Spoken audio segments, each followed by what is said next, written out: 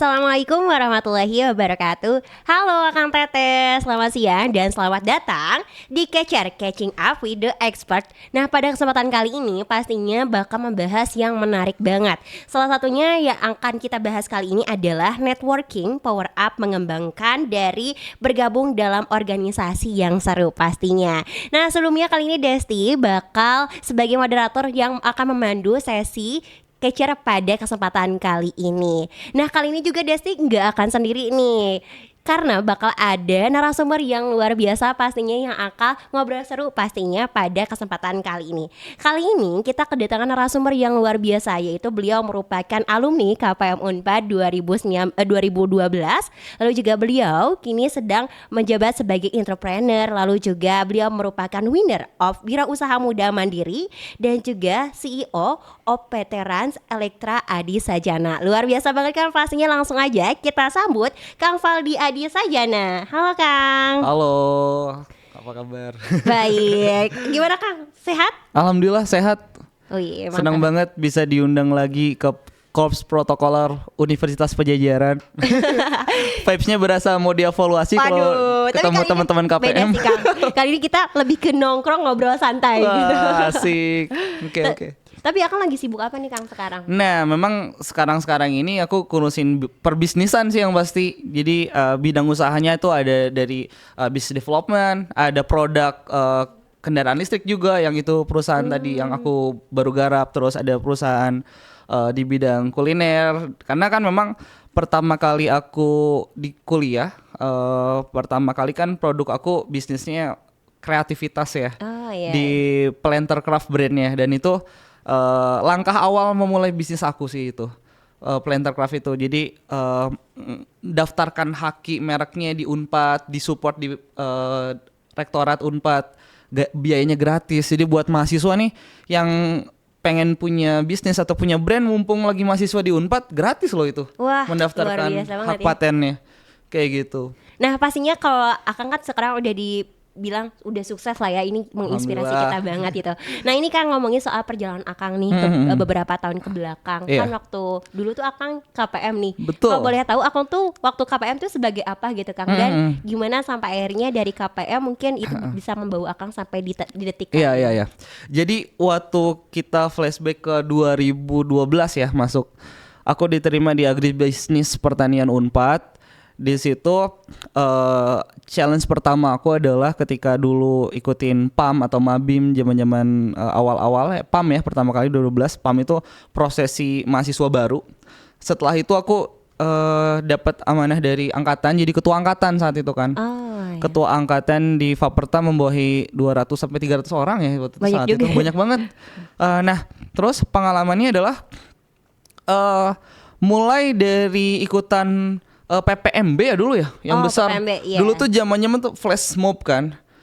Flash mob yang semua seangkatan kita harus ngafalin flash mob, itu tugas pertama aku. Jadi angkatan aku harus ngikutin flash mob yang diamanahin sama BEM Kema atau kayak gimana ya, itu semuanya jadi seru, dan live di Metro TV tuh. Wih. Aku inget tuh, masuk TV kan setiap tuh angkatan suruh maju gitu, mimpin yel-yel dan segala macam. Nah, di saat lagi keliling-keliling booth ya, saat itu kan ada pameran se-Unpad itu, aku ngelihat protokoler Unpad tuh, wah keren banget ya, bajunya rapi. Terus aku tanya di boothnya itu, ini kegiatannya apa, ini prosesi wisuda, terus apalagi dia kalau misalkan ada pejabat, ada IO-nya kampus lah bisa dibilang. Wah, iya, menurut aku ini pengalaman baru ya buat aku di kehidupan, karena sebelumnya belum pernah join seperti ini kan.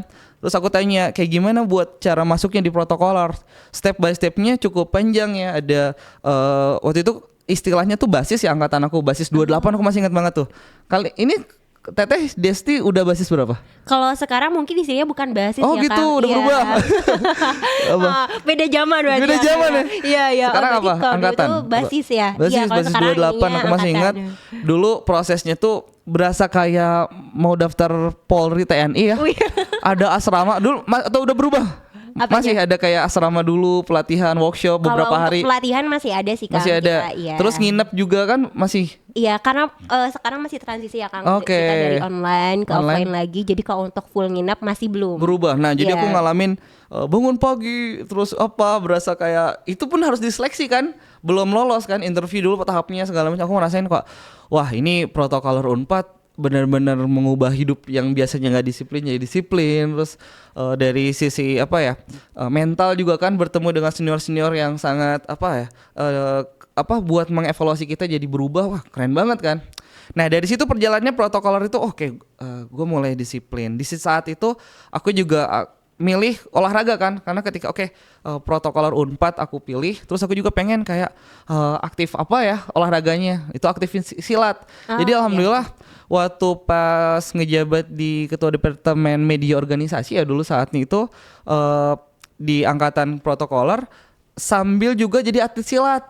Jadi setiap kayak misalkan meeting ada acara atau apa, aku selalu kayak izin mau tanding silat, mau ini. Jadi hampir setiap bulannya kita akan persiapan silat, karena kan silat kan buat bertanding itu memang butuh kayak maraton ya, butuh step by step yang persiapan yang besar. Jadi kadang kalau di sekrenya masih di bawah ya. Iya masih di Nah, KM Timur. kalau misalkan lagi di sekre teman-teman meeting sampai keluar aku sambil latihan tok tendang ya kayak gitu sih. Tapi aku nggak tetap aja masih aktif kayak kegiatan akhir-akhir tuh kayak dulu pas aku mulai berbisnis mendaftarkan Plantercraft boneka lumut itu pertama kali masih kuliah. Itu aku masih bertugas waktu itu bertemu dengan Pak SBY. Wah, penugasan apa tuh, Penugasan waktu itu istilahnya Pak SBY itu honoris causa ya kalau nggak salah ya. Iya. Beliau gitu. di situ aku awal kan kita ngumpul tuh harus jam 4 ya waktu itu kan. Wah, jam 4 atau sebelumnya jam 4 atau jam 3.30 gitu ya. Sebelum subuh deh kalau nggak salah. Aku dapat petugas itu barikade dalam, terus tiba-tiba mungkin lagi hektik, ada seniorku Kang siapa ya waktu itu aku lupa, dia bilang Val barikadein juga depan pas penyambutan Pak SBY. Nah di situ kan pada salam semua ya. Lah, wah gue juga ikut salam, nggak mungkin diem aja kan salam. Aku bilang sekalian Bu, saya sambil punya bisnis Bu, tanaman yang ibu suka gitu kan, dari tanaman hias, kata Bu Ani Yudhoyono. Oke nanti boleh ya. Pas udah acara ketemu saya, wah seneng banget. Jadi bertugas tuh langsung happy banget dari awal sampai akhir tuh kayak wah mudah-mudahan Bu Ani ingat jadi waktu saat itu kan, aduh ingat Pak SBY. Akhirnya aku bilang kan itu barikade cukup ketat ya, ada pas pampres segala macam. Aku nggak bisa masuk karena aku cuman angkat tangan dari jauh. Bu, aku mau ngasih, terus kata Bu Aninya, oh ya silakan kesini. Wah itu seneng banget bisa foto bareng dan sampai mengubah hidupku sih menurut aku, karena hampir setiap masuk TV branding ke Kompas TV, ke beberapa TV stasiun hampir selalu mengangkat Pak SBY dan Bu Ani saat itu, karena kan kuliah kan apalagi ya yang ngebantu selain dari kegiatan-kegiatan kita. Nah ketika momennya adalah bertemu dengan Pak SBY, itu jadi branding aku di TV, di banner, di pokoknya di kegiatan-kegiatan di mall itu selalu aku bawa. Tuh alhamdulillah banget sih. Jadi meningkatkan trust kan ke bisnis aku. Ngaruh juga gara-gara protokoler. Aduh, terima kasih ya Keren protokoler. banget. Berarti memang kalau tadi dengar cerita Akang tuh ada jalannya tuh pas Akang penugasan, pas banget momen itu ada dan dijadikan lah gitu ya. Jadi aku pas malam-malam ya, aku ingat banget sebelum H-1 ya, kita kan malam briefing dulu kan di protokol, kita akan ada gladi bersih segala macam. Aku cuma berdoa gini sama pas lagi sholat, mudah-mudahan aku bisa salaman Pak SBY. Aduh, terkabul ya. Iya, jadi ketika kita berprasangka baik, terus emang ada jalan aja. Aku nggak tahu tiba-tiba Kang siapa waktu itu, aku kata dia, Val bantu ke depan pas penerimaan kedatangan. Oh seneng banget, siap-siap. Aku lupa itu Kang siapa.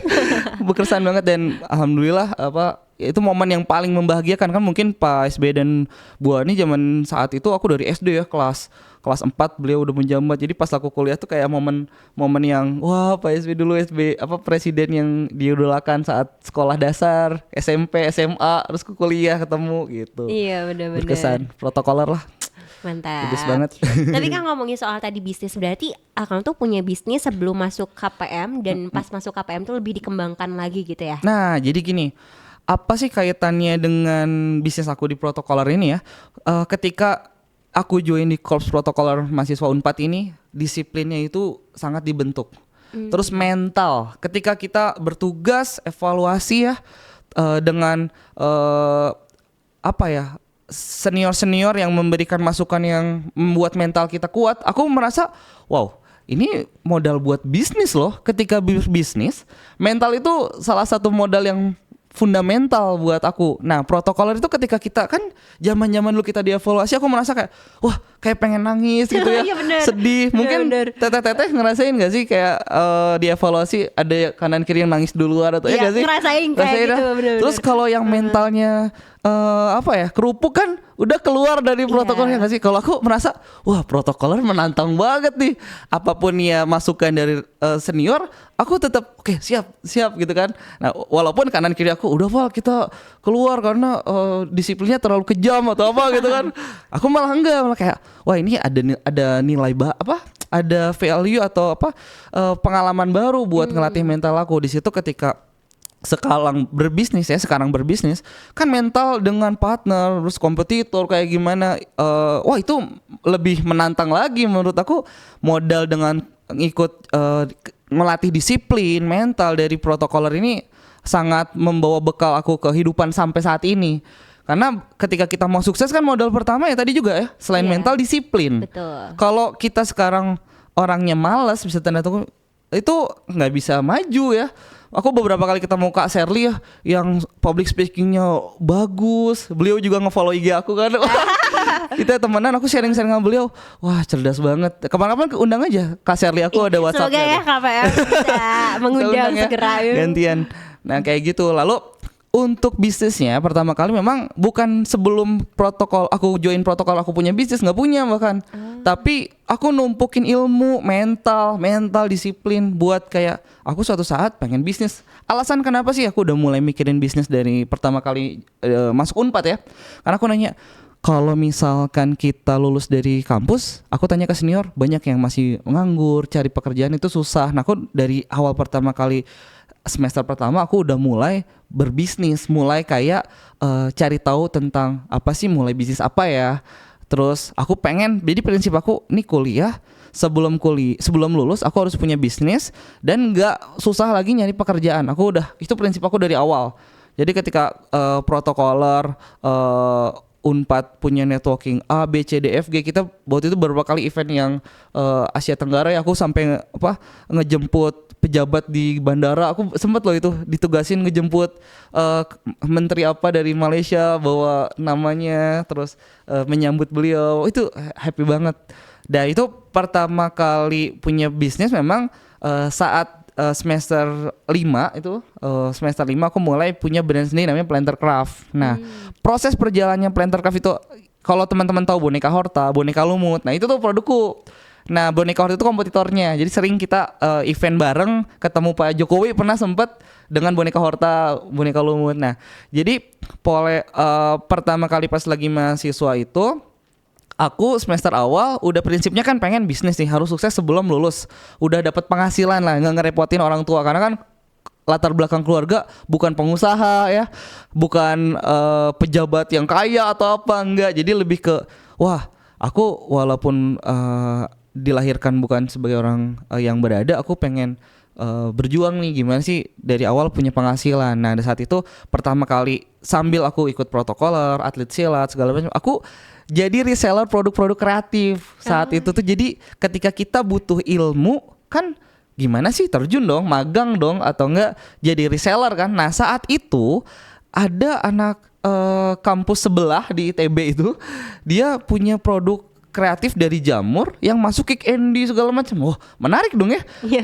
Walaupun emang didikannya sama lulusan-lulusan anak ITB. Nah di situ aku mikir, wah menarik nih punya karya pertanian tapi lulusannya arsitek. Aku di sini adalah anak pertanian sesungguhnya, tapi masa nggak punya karya yang sampai diundang TV-TV sih? Itu motivasi aku. Jadi pertama kali aku daftarin jadi reseller di situ. jadi reseller, ngejualin bisnisnya mereka, produk-produknya, kayak pas wisuda, pas acara-acara apa. Nah itu kan cukup, laku, aku reseller terbaik ya saat itu di produk kreatif. Di situ aku sambil belajar, sambil gimana sih biar bisa punya produk diundang TV, diundang sampai punya prestasi. Kalau waktu itu aku jadi reseller bisnis ini, waktu itu mereka belum punya prestasi namanya pemenang wirausaha muda mandiri. Dia pas ikut dia kalah kan. Nah aku di situ alhamdulillah ketika jadi reseller, jadi ngedagangin pas acara pasar seni ITB, beneran jadi kayak SPG-nya tapi cowok. Aku ayo jualan, itu kan jadi latihan ya. Terus sempet difoto sama koran Kompas. Di pasar seni itu, di headline-nya koran itu muka aku lagi jualan. Padahal bukan bisnis aku. Wah, senang banget ya. Masuk koran gitu kan. Saat itu terus termotivasi nih bertahap. Kayak gini ya bisnis mulai berbisnis, ngegarap produk-produk kreatif. Di situ aku langsung motivasi, wah harus punya nih kayak gini. Biar apa? Biar sukses kayak dia. Karena benchmark aku saat itu adalah produk kreatif yang sukses itu saat mahasiswa. Jadi teman-teman yang bisa dipetik pembelajarannya ketika kuliah nih, wah ngapain ya? Biar dapat pengalaman, bisa magang, bisa mulai jadi reseller. Karena kan mumpung masih mahasiswa gitu ya, mumpung masih nyaman gitu. Itu numpukin tuh ilmu. Karena yang penting ketika ilmu dan pengalaman udah kebentuk, kita ngejalanin bisnis sampai saat ini tuh bakal jadi pembelajaran ya. Nggak bisa ujuk-ujuk tiba-tiba gue pengen bisnis nih sekarang lagi kuliah tiba-tiba langsung sukses, langsung kaya raya. Nggak, memang harus berproses. Jadi nikmatin tuh prosesnya gitu. Betul. Jadi kalau tadi dijelasin juga ya kalau misalkan Kang Faldi, jadi prosesnya itu selama kuliah. Jadi sibuknya double ya Kang ya. Double. Iya, double banget itu kayaknya. Antara bisnis terus juga ikut yang olahraga, KPM, olahraga juga yang silat. Nah, tapi Kang sebenarnya menurut Kang Faldi sendiri seberapa pengaruh sih dari organisasi sendiri gitu dalam bisnis Kang Faldi? Gitu? Ya, salah satunya tadi ya, ketika aku gabung di Protokoler, ada kesempatan bertemu dengan pejabat-pejabat sukses, orang-orang penting yang kita jadi belajar ya. Protokoler suka mengadakan event-event yang tahunan yang besar ya.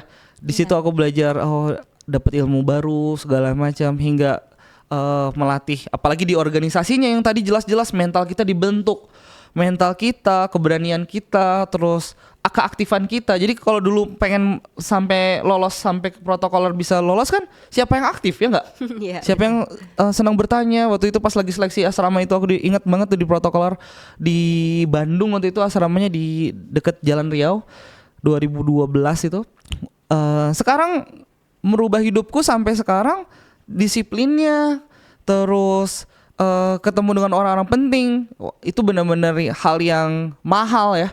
Dari kalau kita mengundang sebutlah artis-artis kayak Raffi Ahmad atau Shirley, wah itu jadwalnya susah, terus akomodasi dan transportnya juga memang udah profesional gitu kan.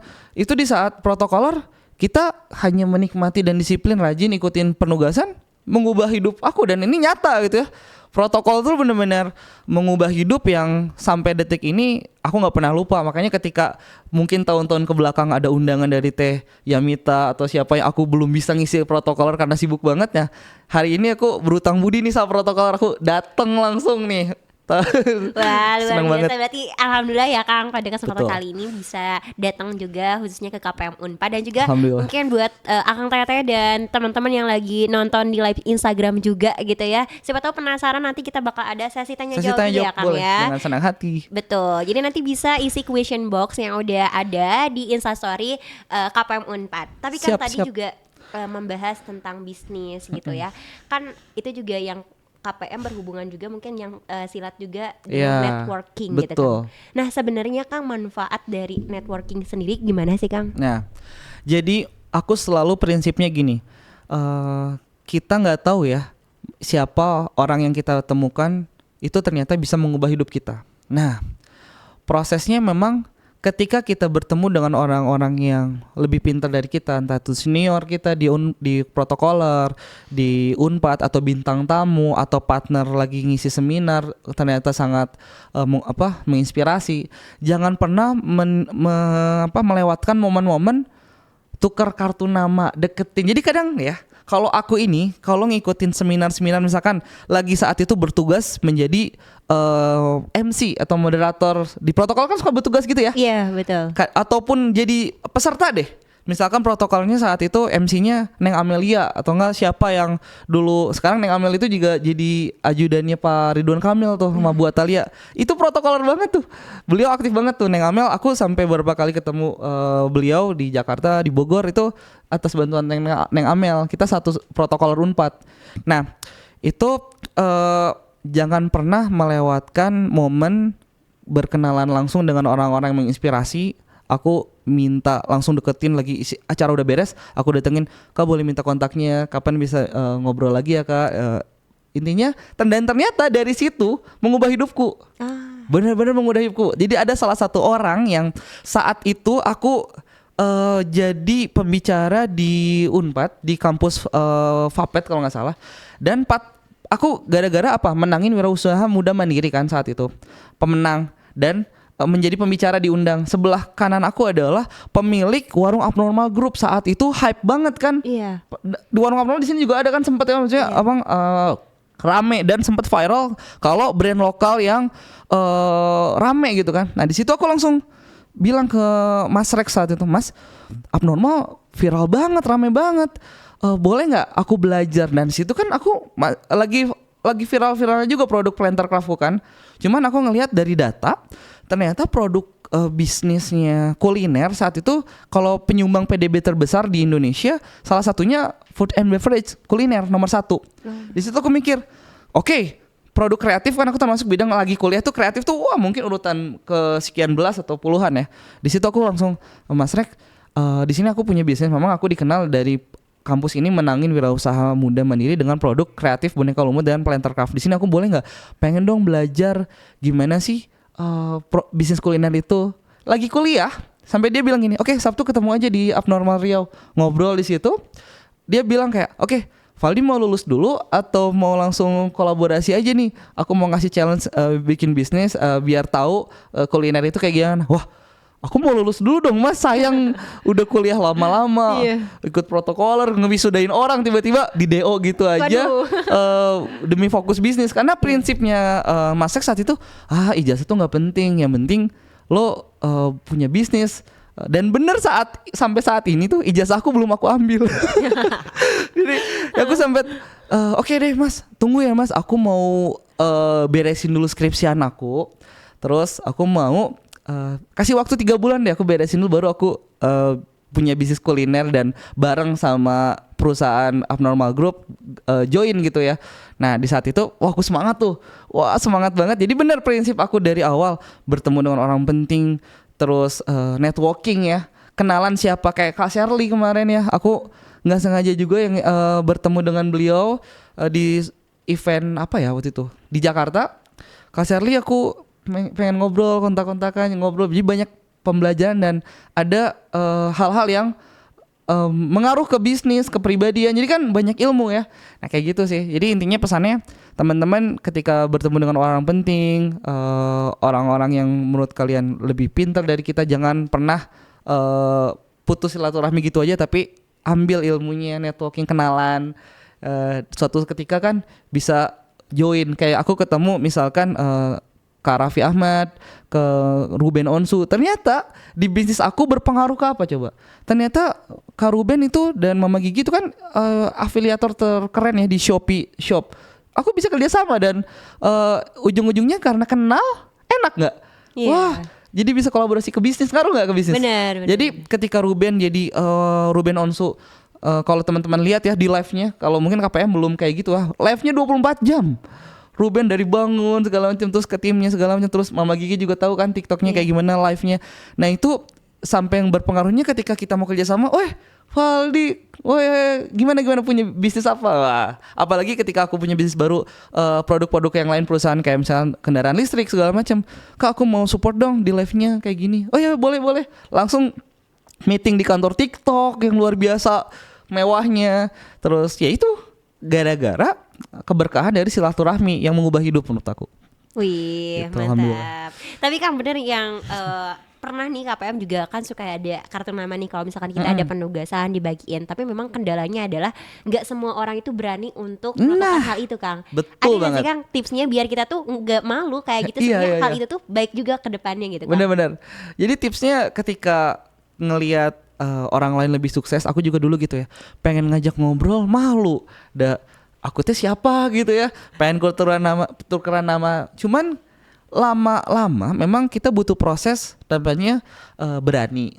Ketika aku kemarin ngisi seminar di salah satu PKBM, jadi sekolah gratis yang ada di pelosok Lembang sana, yang sekolah gratis yang ada umur 40 tahun, ada yang 30. Problem yang paling besar aku lihat dari ngisi seminar di sana adalah apa? Keberanian. Mereka public speaking, minimal dia tuh pengen nanya ya, tapi nggak berani, gemper gitu. Iya. Sampai aku, oke, semuanya harus nanya, karena pesertanya itu ada 40 orang kan ya. Semuanya harus nanya, aku kasih uang, aku kasih hadiah gitu-gitu ya. Wah, jadi semuanya di kayak, oh, oke. Pasti malu juga, padahal aku udah ngasih apa coba. Yang nanya dapat 100.000 loh gitu kan. Terus sampai gemper, aku tunjuk aja akhirnya. Emang segitu butuh latihannya ya. Orang keberanian itu sampai dia akhirnya angkat tangan dan mau nanya, walaupun nanyanya juga hanya singkat, tapi itu kan mulai dari situ bertahap.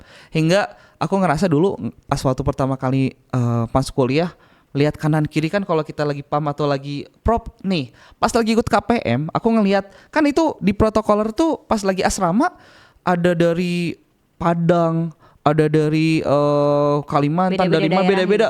Ketika dari pelatihan itu dibuka pertanyaan, aku ngeliat loh kanan kiri aku aktif banget. Pada angkat tangan. Nah itu modal sih. Kalau kalian pengen ngelatih dari awal, memang pemalu awalnya, kan aku aslinya emang pemalu ya dari awal. Nggak ada yang malu-maluin. Nah, aku ngelihat kanan kiriku kan di protokoler berani nanya ya, berani nanya. Di situ kan aku mikir, wah harus nanya apa nih? Kayak gimana? Salah satu bukti keberhasilannya KPM Unpad adalah ngelihat. Jadi kan ketika akunya orang yang nggak berani nanya, lihat kanan kiri nanya kan mulai nih mental pengen nanya, Iya, jadi terdorong jadi gitu ya. terdorong. Jadi tipsnya apa? Ya salah satunya ikutan protokoler dong, biar keberaniannya mulai dilatih gitu kan. Dan aku juga sendiri ngelatihnya kayak gimana, di depan kaca coba ngomong, ngikutin dari di YouTube nih ya. Wah ini Kak Sherly enak banget ya cara ngomong kayak gini. Aku ikutin lah dengan kalimat yang sama. Terus aku juga ikutin beberapa orang-orang kalau yang nanya tuh bagus. Jadi misalkan pas lagi ikut pelatihan protokoler nih, ada temen kita yang nanyanya tuh enak gitu. Pertama terima kasih atas sharingnya. Saya punya pertanyaan. Jadi ngikutin kan. Wah ini enak nih. Aku catat gitu loh cara buat nanya, cara buat aktif. Nah dari situ kan ketika kita mau ketemu dengan orang-orang yang penting, yang sukses tuh, jadi mulai ada mental yang tadi di protokolnya dilatih senyumnya. Aku inget banget ketika dulu berdiri, senyumnya belum ikhlas, senyumnya belum kayak gitu. Senyumnya harus nah ini nih udah senyum ikhlas. Nah kayak gini. Jadi ketika dulu istilahnya apa sih? Kalau kita ya service excellent kali ya, bertemu dengan orang-orang penting, senyumnya harus udah ikhlas baru. Nah itu yang aku aplikasikan ketika ketemu teman-teman sukses gitu ya. Ketemu Kak Raffi Ahmad, ketemu Kak Ruben. Halo Kak, perkenalkan saya Valdi. Itu kan beneran dilatih protokoler ya, secara nggak sadar. Senyumnya aja harus dilatih gitu. Sampai kita barbaris, Valdi senyumnya belum ikhlas tuh. Gimana ya senyum ikhlas, sampai akhirnya ternyata datang dari hati, senyumnya nyaman. Kan ternyata secara nggak sadar ya, kalau kita memang senyumnya nyaman, terus menanggapi lawan bicara kita dengan enak, dia juga akan menanggapinya. Oh iya Valdi gimana, kan enak ya. Iya betul. Itu dilatih dari protokoler lah. Jelas-jelas benar. dari awal kayak gitu Kak Desti. Berarti secara nggak langsung kadang kita nggak sadar gitu loh Kang. Kalau misalkan kenapa sih kita harus kayak gini, ternyata kalau misalkan udah dirasakan manfaatnya gitu sama kayak Kak Valdi, ternyata ini loh seberapa pengaruh tanggapan orang ke kita gitu ya. Betul Teh Desti. Itu benar-benar protokoler tuh udahlah keren, ngelatihnya dari fundamental, cara senyum, cara jalan, nada. Wah hebat, aku bersyukur banget bisa join di protokoler. Ini Kang, kalau misalkan tadi kan dari segi senyum dan lain-lain ramah lah, udah nggak diraguin lagi. Manner, aku baru ingat lagi tuh, gitu manner. Dan tapi tiba-tiba kalau misalkan tersirat. yang ini Kang, yang soal disiplin gitu, yang lebih konkretnya apa sih Kang di dunia kerja? Dunia kerja tuh apalagi entrepreneur ya. ketika kita punya bisnis sendiri, memang kedisiplinan itu harus sadar dari diri sendiri. Kalau kita memang jadi pegawai atau bekerja kan ada namanya jam kerja ya. Ada orang HR, HRD yang absensi misalkan sidik jari dia jam 7.30. Kalau misalnya kita udah jadi entrepreneur, kedisiplinnya itu kan harus dari diri sendiri ya, nggak ada yang ngatur. Nah itu penting banget ketika kita udah modalnya, wah jam 5 pagi harus bangun, di situ harus ngurusin produksi. Kalau nggak sampai itu keurus, lewat nggak jualan, nggak dapet uang. Nah itu mental yang benar-benar aku bentuk dari awal, kedisiplinan. Karena kalau nggak disiplin berpengaruh ke apa? Bisa juga jualan. Terus bisa kalau telat nih, ketika ngelatih disiplin, kita ketemu dengan investor atau partner bisnis. Kita telat 10 sampai 5 menit tuh kadang bisa gini partner. Aku belajar dari orang lain karena waktu itu aku menjadi saksi ketika ada meeting dengan investor, dia bilang gini, "Anda nggak menghargai waktu disiplin, gimana kita mau ngejalani bisnis?" Wah, iya juga, langsung ke rekam. Wah, ini nih pembelajaran, jangan sampai mengulang seperti dia. Kalau disiplin bisa nggak karena telat atau nggak disiplin tanpa ada alasan apapun ya, no excuse gitu. Kalau misalkan alasan dan bisnisnya ruginya bisnis miliaran nggak jadi. Serugi itu gitu gara-gara kedisiplinan. Alhamdulillahnya dari protokol udah dilatih, terus udah mulai diajarkan kedisiplinan untuk entrepreneur gitu ya, gimana aku ngejalanin bisnisnya, itu berpengaruh banget akhirnya. Sampai tadi kan kesuksesan berpengaruh kan kedisiplinan kayak gitu.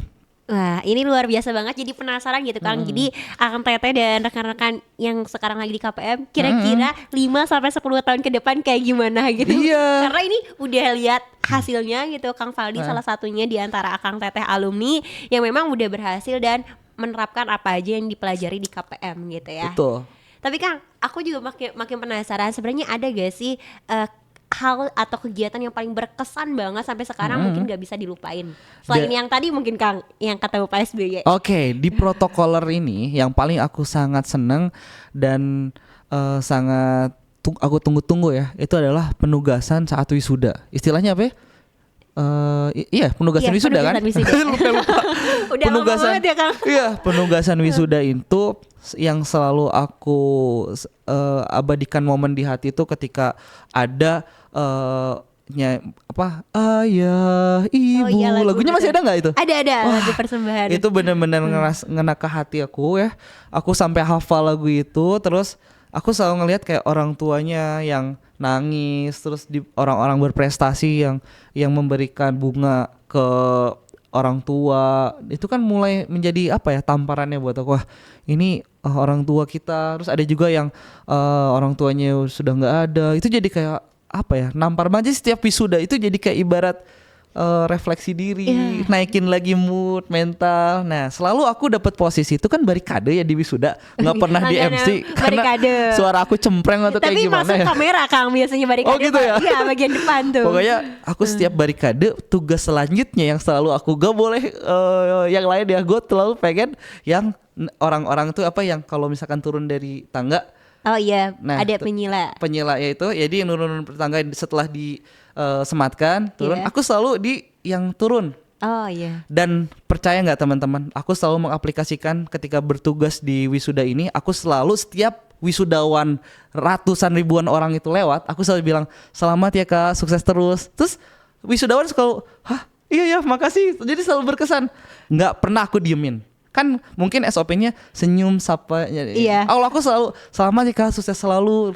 Aku selalu kayak, jadi biar kayak tamparan, mudah-mudahan aku bisa sukses kayak teman-teman yang jadi udah doa lulus. gitu jadi doa. Ya. Ternyata apa yang kita ucapkan kan refleksi ke diri ya, jadi doa aku. Betul. Sukses ya. Bahkan ada wisudawan yang jadi berkesan banget. Oh makasih banyak loh gitu kan.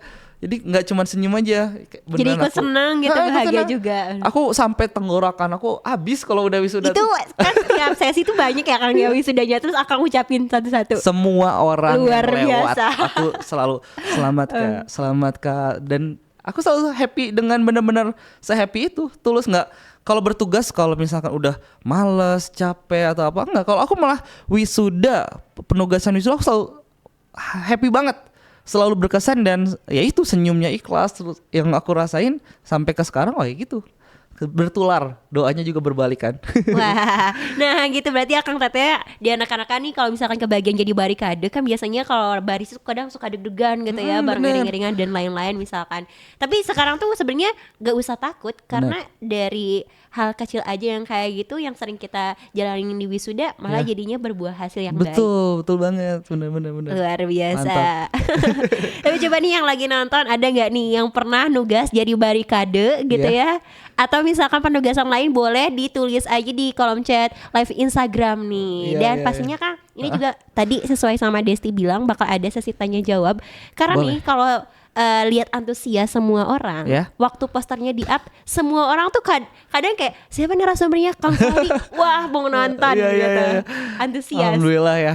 Jadi memang berkaitan ya ketika aku mulai bisnis Plantercraft, kuliner, sekarang ada kendaraan listrik, ada bisnis development bergabung dengan brand-brand skincare yang luar biasa, itu keren. Aku memang tadi nggak cuman berpaku sama satu bisnis, jadi sekarang punya banyak bisnis. Menurut aku jadi challenge yang sangat menarik ya. Apalagi kerjaan aku ketemu orang gitu ya, networking. Ya modal dari awalnya ya pasti dari sini, dari protokoler, gimana senyumnya, bikin keramahan dengan partner kita, segala macam kayak gitu. Tapi kan ngomongin soal yang ketemu banyak orang Iya. ya, networking juga. Pastinya kita harus memahami antar bicara gitu, Iya, antar lawan bicara kita ya. gitu ya. Betul. Nah itu ada gak sih Kang mungkin cara Akang sendiri untuk memahami orang, kayak misalkan oh ini orang ini tuh nggak suka kalau misalkan terus kita yang dominan yang nanya, atau sebaliknya. Iya. Jadi ketika kita pengen, misalkan nih besok kita akan meeting sama orang penting A gitu ya, sebutlah ke Raffi Ahmad gitu ya. Aku ingat apa yang berkesan buat dia dan kita bahas di situ. Kayak misalkan, Kak kemarin Cipung lucu banget ya, gini-gini apa ya. Intinya apapun yang kita mau bertemu dengan lawan bicara kita siapa, kalau boleh sih memang cari tahu siapa orangnya. Jadi ketika nanti ada pembahasan yang menurut dia, wah kok bisa tahu gitu. Research Oh dulu iya, ya. aku aplikasikan kemarin ketika ngisi seminar di Rektorat Unpad. Aku ketemu namanya Mas Adrian Maulana. Dia artis sekaligus investor sekaligus pebisnis ya. Sebelum aku bertemu sama beliau, karena beliau itu jadi partner narasumber selain aku, itu aku cari tahu siapa Kak Adrian Maulana. Ternyata backgroundnya sangat nyambung dan aku termotivasi ya kayak gini.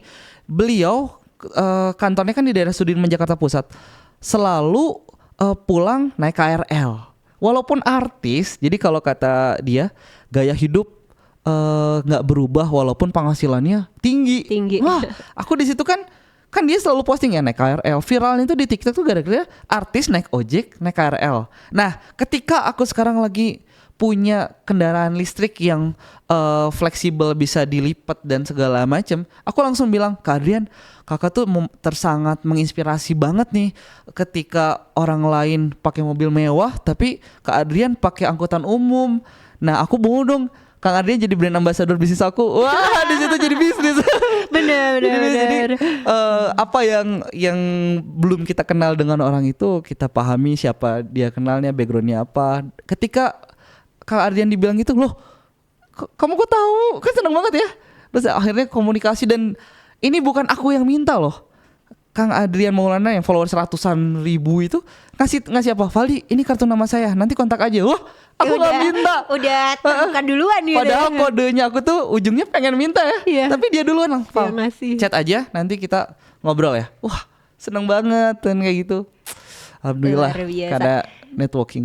Tapi yang paling menarik nih kalau Desti simak gitu, Kang Adrian ini memang bisa memikat lawan bicaranya dalam artian kita ngobrol nih. Iya. Pasti ada suatu hal yang memang orang tuh jadi lebih tertarik. Betul. Ada gak sih Kang hal-hal kecil, mungkin ada rahasia apa gitu? Rahasia apa? Iya, yang bisa menarik perhatian. Menarik perhatian selain aku ijo lumut ya istilahnya. Iya. Tahu nggak Apa apa? tuh? Hitam, jomblo, lucu dan Waduh. imut. Menarik juga. Ijo lu kata baru nih buat saya. Jadi, aduh. ya benar, kita memang dari gimmick, wajah, terus cara nada intonasi, terus intinya modal pertama sih ketika lawan bicara ada, kita harus mengekspresikan kalau kita tuh antusias dan senang, dan mimik wajah yang diajarkan protokoler, senyumnya ikhlas, penuh antusias, semangat. Lawan bicara mah jadi wah seneng juga dong. Iya. Apalagi zaman sekarang digital, pasti orang kalau misalnya kitanya jenuh membosankan kan pasti main HP, main IG, Iya, TikTok. Nah benar-benar. sekarang tadi tuh modal-modal itu yang penting. Walaupun modal aku udah manis, lucu, Aduh. imut gitu ya. Pede banget, tapi Pede banget. keren. Gak apa-apa, yang penting pede dulu ya Kang ya. Pede dulu. Benar. Jadi itu jadi modal ya Kang ya. Modal. Jadi selain memang ramah, mungkin tadi dari sisi humoris juga mempengaruhi Iya, gitu ngaruh. ya. Gestur tubuh Bener. kita, antusiasnya, tatap matanya, wah protokoler banget itu dipelajari. Luar biasa. Nah Kang, biar makin ini mungkin menarik ya, karena tadi perbincangan kita juga udah sangat luar biasa. Pastinya juga di sini Desi dan Kang Valdi juga mau ngajak nih ya Kang Tete dan rekan-rekan, kalau misalnya ada yang mau bertanya silakan isi di question box pertanyaannya, karena Desi bakal baca ini Kang. Jadi sekarang tuh Boleh. sesinya tanya jawab. Boleh, Oke, sambil langsung minum dulu minum ya. aja Kang. Sekarang ada yang mau bertanya di live Instagram, ini udah ada yang masuk. Pertanyaannya ini masih seputar KPM mungkin ya Kang? Boleh. Ini pertanyaannya kayak gini. Mm-mm. Bagaimana sih Kang cara membagi waktu saat Ya. menjadi mahasiswa sekaligus merintis bisnis katanya? Bagaimana membagi waktunya ya? Betul. Kita diberikan waktu 24 jam sama ya teman-teman. Nah kalau ketika mungkin kita belajar dari Cristiano Ronaldo nih, ketika teman-teman yang lain belum kuliah atau enggak Cristiano Ronaldo yang lain belum jadwal latihan misalnya jam 8, dia datang lebih awal jam 5 udah latihan sendiri. Nah itu yang selalu lakukan saya ke kampus. Contohnya ya, ketika kuliah jam 8, aku jam 5 pagi udah di sini. Wah, ngapain dulu tuh Kang? Ngapain dulu? Apa yang harus kita kerjain ya? Misalkan kalau di silat nih, aku harus latihan silat dulu pagi-pagi tuh. Jadi kadang aku suka sholat subuh di masjid itu, MRU. Masjid Raya Unpad kan. Udah sholat di situ karena dulu zamannya memotoran ya. Aku di sini sama sekali nggak ngekos loh, bayangin. Aku bolak-balik Bandung di Pasteur ke sini lumayan kan jaraknya Jauh. setengah jam.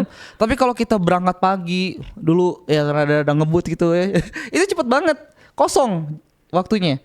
Tapi banyak ketika kita beraktivitas di pagi itu apa yang belum dikerjain, misalkan latihan buat silat, terus tugas-tugas kan. Banyak kan tugas-tugas yang harus dikerjain. Kalau misalkan malamnya kita udah capek, apalagi kalau kita jadi protokol penugasan kan malam evaluasinya, meeting segala macamnya. Tapi di diri kalian udah jangan melakukan kegiatan yang sama seperti kebanyakan orang. Ya itu aku selalu kayak datang pagi sendiri nih, ngerjain tugas di perpustakaan sendiri. Bahkan aku udah minta ke kuncennya perpus gitu, aku bukain dulu pintu pagi. Udah sampai segitunya. Jadi jangan melakukan kebiasaan yang mayoritas orang lakukan. Itu salah satu fundamental buat sukses. Jadi ketika ngebagi waktunya ya benar. Kalau yang lain mungkin pada tidur, aku ngerjain. Nah, prinsip yang bener-bener ngaruh ya menurut aku. Ketika aku kuliah, aku memutuskan nggak mau pacaran. Wah, ini kenapa tuh Kang? Kenapa? Aku cobain, oke punya pacar. Ngeganggu guys. Udah mah penugasan juga, pikiran, hati, berbagi-bagi, ya kan sih? Iya. Menurut aku, ketika aku sukses sekarang, ada temanku yang di Tokopedia nih, anak Unpad juga. Val, coba ya gua dari dulu nggak pacaran selama kuliah, pasti gue bisa lebih sukses dari lu gitu. Dan apalagi aku ngelihat kayak di zaman sekarang ya, apalagi pengen ngisi seminar di Lembang, masalah problem teman-teman apa sih? Hati. Iya. Iya gak sih? Bener-bener. Galau. Terus aku punya karyawan di salah satu outlet kulinerku yang problemnya apa coba? Ngebeset-besetin tangan, mau bunuh diri. Aku bilang, itu darah kemana-mana di otak. Aku bilang, kenapa masalahnya? Ini Pak, saya harusnya udah dijanji nikah. Ternyata dia mutusin aku. Wah, aduh. Masalah cinta tuh benar-benar kompleks deh buat mahasiswa. Kalau saran aku sih mending fokus kuliah, organisasi, banyakin karya, banyakin pengalaman. Jangan pacaran dulu, ngeganggu pikiran. Nah, gitu kan. bener-bener. Tapi Kang, kalau ngomongin soal pacaran, Iya. kalau aku nih ngelihat teman-teman gitu ya, yang sekarang masih jadi pengurus KPM, kayaknya kita terlalu banyak memang prokeran gitu ya Sibukan. di KPM. Iya, jadi sampai akhirnya pacaran ngurusin tuh kayak, pacar. kadang kalau kita lagi ngumpul, tolong dong cariin pacar, kan gak laku tapi karena memang Sibuk kita tuh banget. sibuk banget dan semuanya rata-rata kayak gitu. Udah. Jadi memang Setuju aku. iya kayak gitu, gak ada waktu. Gak ada waktu. Jadi ketika aku udah mulai tahu uang apalagi ya, bayangin ya, oh ini keuntungan aku lagi kuliah daripada buat nonton bareng ke restoran, menye-menye gitu, belum tentu jodoh juga, mendingan buat bisnis. Iya. Ya sih? Karena ujung-ujungnya ketika cinta ya, kalau udah dia jodoh, ya udah nggak akan kemana ya. Tapi tetap kalau dari masa muda gini, menurut aku sih rada ngeganggu. Itu buat aku ya, nggak menyamaratakan teman-teman. Kalau aku sih merasa ngeganggu. Nggak lagi apa, Sabtu Minggu minta diajak jalan. Nah gitu aku benar-benar langsung oh ya dah, aku nggak mau punya pacar, fokus aja buat berkaya kayak gitu. Kalau aku sih jadi mendingan hijau lumut, hitam jomblo lucu dan imut. Wah, karena kan ada juga nih yang pacaran karena gak ada waktu tetap aja ujungnya putus gitu Kan ada juga yang mau pacaran tapi mau termotivasi ya, mungkin beda-beda ya. Kalau aku Betul, sih betul. gitu. Oke, itu ya. Oke, ini ada pertanyaan lagi Kang, lanjut dari Instagram juga. Boleh, Katanya gini, menurut Akang, privilege sangat berpengaruh nggak pada saat merintis bisnis? Privilege sangat berpengaruh nggak ketika merintis bisnis? Menurut aku ada benernya ada enggaknya. Cuman ketika aku merintis bisnis ini ya teman-teman, boleh aku tuh nggak pakai modal dari apa ya, bisa dibilang orang tua. Kalau misalkan orang tua kita kaya ya, kan enak ya minta modal mah, gagal mah minta doang. Iya. Orang tua aku bisa dibilang hanya berkecukupan gitu ya. Ya buat transport udah cukup gitu ya, bukan buat yang lain. Tapi ketika aku udah tahu oh orang tua keluarga bukan pengusaha, aku belajar dari orang, nonton YouTube. Yang penting jangan malas ya buat belajar ya, cari ilmu. Kan modal aku dari mana coba? Kompetisi bisnis yang dapat hadiah hampir ratusan juta. Simpelnya apa? Di Unpad ini aku bikin bisnis planning, menangin wirausaha muda mandiri, dapat 50 juta, 40 juta. Terus menangin kompetisi, semua kompetisi di Unpad saat itu, mau di UI, di Trisakti, aku ikutin dan alhamdulillah aku menang. Luar biasa. Iya kan? Berarti itu individu atau ada kelompok? Individu. Jadi karena gini loh, ketika kita jadi founder atau owner dari suatu bisnis, leader atau sosok berpengaruhnya sebutlah Elon Musk-nya, atau di sini aku punya bisnis yang aku punya sadar diri, aku yang harus getol yang paling luar biasanya ya harus sendiri, walaupun aku dibantu sama mungkin Kang Teddy. Nah inget nggak di sini tuh ada lulusan protokoler yang suka Amerika yang say what apa sih itu istilahnya. Baru itu tahu tuh kalau di sini. partner aku loh itu. Wah. Aku ngelihat di protokoler salah satu anak yang rajin ya, itu si Kang Teddy ini yang sekarang di Amerika, di Australia, keliling dunia. Kenapa aku ngelihat potensinya? Loh kok ini anak aktif banget. Terus dia itu suatu ketika ngomong ke aku, Kak, aku Kang Fali kan dia adik kelasku di protokoler ya. Dia bilang, Kang boleh dong belajar bisnis. Waktu itu saat kuliah aku bilang, oh ya udah jadi tim aku aja. Ya udah Kang. Jadi aku sama Kang Teddy yang protokoler itu ya, aku ke Jakarta bareng. Kang Teddy kita bagi tugas ya. Nanti presentasi ini aku bagas ini ya itu butuh ya, kita manusia ya, kita butuh sosial makhluk sosial. Betul. Butuh partner-partner yang rajin, semangat. Menurut aku salah satu di protokol waktu itu, mungkin dia juga antusias dengan aku punya bisnis. Kang Teddy itu jadi partner yang ngebantu aku saat kuliah. Jadi kayak misalkan kesibukan aku di A, Kang Teddy tolong beresin dong presentasinya biar nanti pas kejuaraan aku lancar. Kayak gitu loh. Benar-benar apa ya, kita punya orang yang mengubah hidup kita berpengaruh. Termasuk aku juga partner pertama aku bisnis, dia soleh banget ya, ketua DKM, ngaji gitu-gitu kan. Wah, Masya Allah, terus rajin banget. Setiap jam beres subuh dia belajar bahasa Inggris sendiri, nonton di YouTube. Aku langsung mau nggak bisnis bareng aku, bikin ini yuk, bikin planter craft yang boneka lumut. Aku partnernya dia pertama kali, namanya Anwar. Halo Anwar gitu. Nah itu Siapa tahu nonton gitu. mengubah hidupku. Walaupun Anwar aku bilang, aku lagi mulai bisnis planter craft nih. Aku bilang, War, dari bisnis ini kita bisa masuk TV, bisa masuk diundang Andi F. Noya. Terus kata dia, amin kata dia. Tinggal ikunya, percaya tuh. Akhirnya apa coba? Aku sama dia live di Kompas TV, diundang Andi F. Noya, ketemu dong akhirnya kan? Ya itu, dengan keyakinan kita berprasangka baik, Allah akan mengabulkan kan? Gitu. Betul. Gitu. Mantap. Berarti Kang, kalau misalkan disimpulkan nih, lingkungan itu memang berpengaruh ya. Mungkin salah satunya karena di lingkungan yang teman-teman KPM gitu, pada saat itu memang kita lihat rajin sampai akhirnya kita bisa terbawa rajin juga. Betul. kebawa. Jadi memang cerminan dari teman-teman yang aktif, belajar dari kayak wah gue harus kayak dia nih, pinter banget. Apa yang kita lihat temen itu pinter, kita aplikasikan, kita belajar dari dia gitu. Oke, nah ini Kang, yang dari awal mungkin ya, tadi kan Akang membahas soal punya bisnis. Punya Sebenarnya bisnis, oke. ide bisnis itu munculnya dari mana Nah, Kang? banyak yang nanya kayak gitu ya. Iya. Gimana sih Kang dapat ide dan segala macamnya. Nah, problemnya teman-teman gak punya ide apa coba? Apa tuh? Males kan? Iya juga. Ya nggak? Ketika aku nanya, kamu tahu nggak ada update ini loh di dunia? Nggak tahu. Padahal ya, semua bisnis yang ada di dunia ini, di Indonesia ini udah ada, ngerti nggak? Nggak ada yang, ini baru banget, bener-bener baru. Ya mungkin Plantercraft yang aku bikin pertama di Indonesia. Tapi aku benchmark, aku googling, aku belajar di YouTube segala macam. Itu di luar negeri ada namanya kokedama, bola lumut.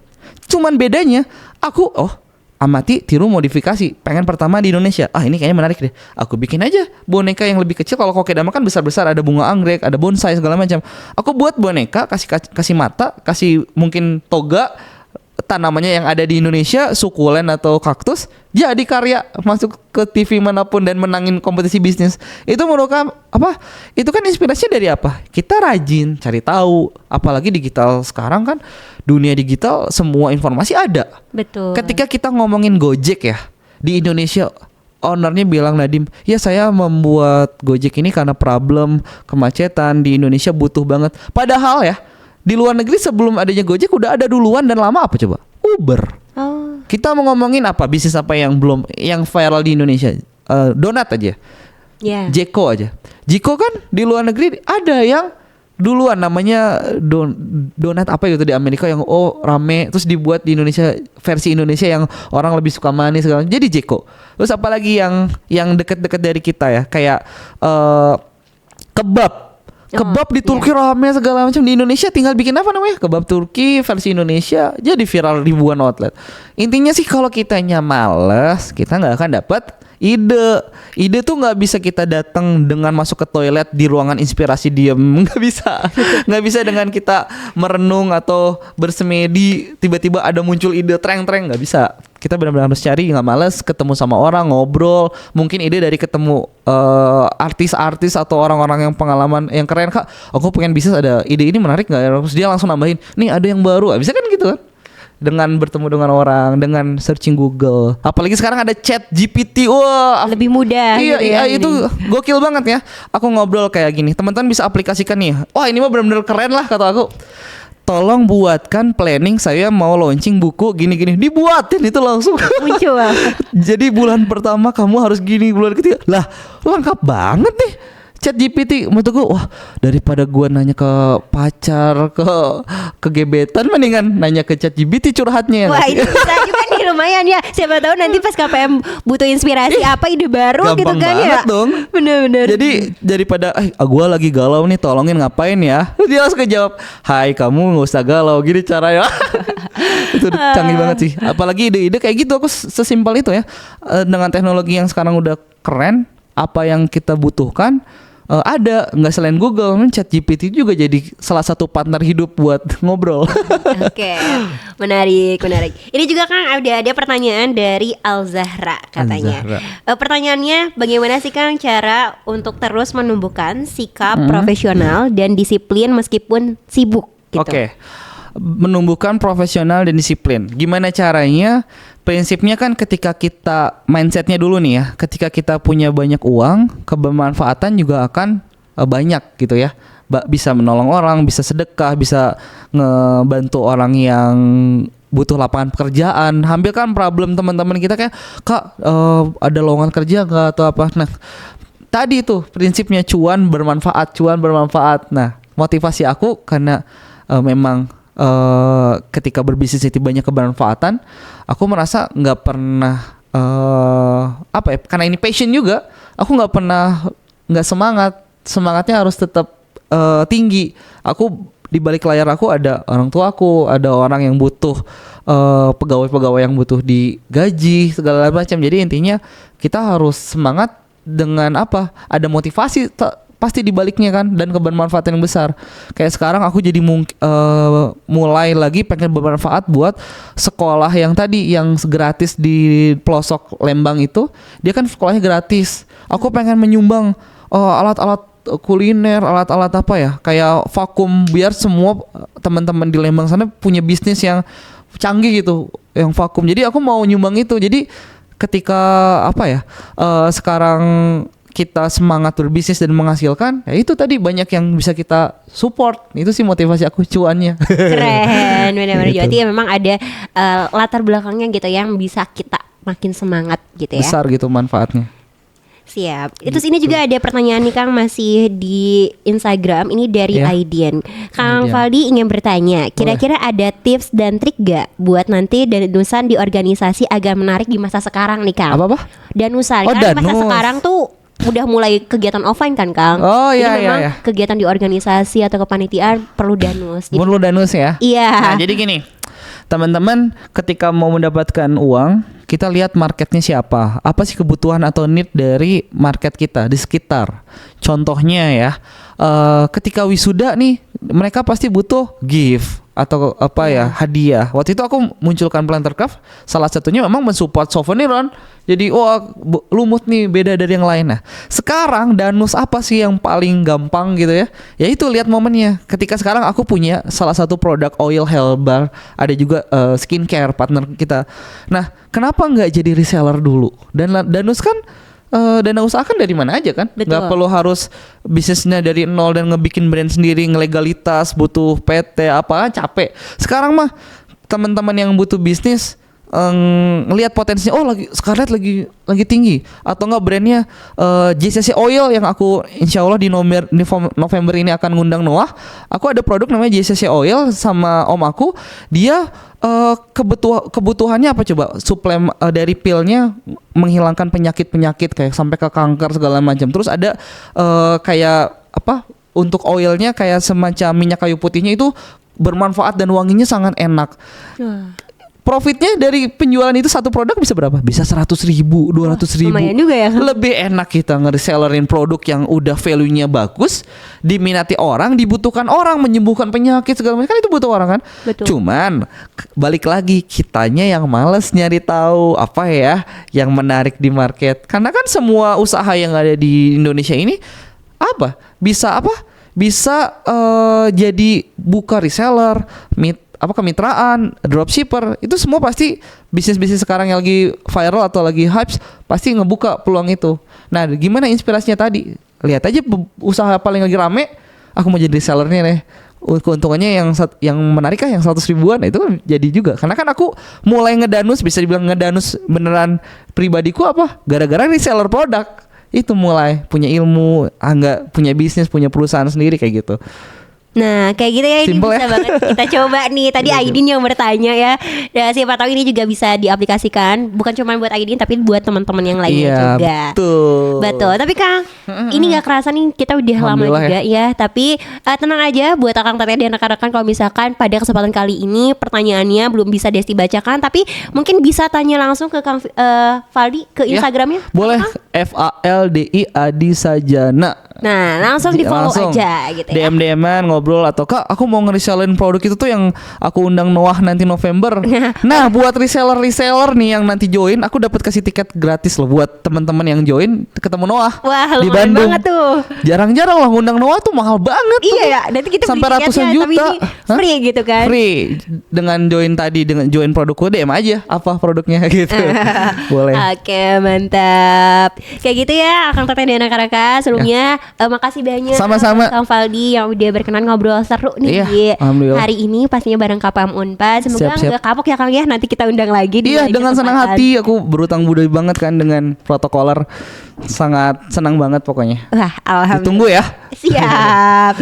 Nah paling gak kerasa karena kita udah tadi ngobrol seru pastinya. Dan saya ucapin juga makasih banyak buat Akang Teteh dan rekan-rekan yang udah antusias dan juga bertanya pada saya si Kecer kali ini. Dan pastinya juga Desti, sebelum ditutup boleh nih Kang kasih closing statementnya. Oh, closing statementnya singkat ya. Jadi gini, Allah akan mengabulkan sesuai dengan prasangka hambanya. Jadi teman-teman ketika kita pengen jadi pengusaha dari kecil, pengen bertemu dengan Pak SBY, pengen jadi protokol yang baik, ya udah kita berprasangka baik, mudah-mudahan Allah ngasih jalannya. Ya udah kita ikhtiarkan, ketika lakukan kegiatan-kegiatan sesuai dengan norma Allah gitu. Kenapa? Biar kita disayang sama yang Maha Pencipta ya. Betul. Jadi biar dimudahkan segalanya. Jadi tetap semangat, Allah mengabulkan sesuai dengan prasangka hambanya kok.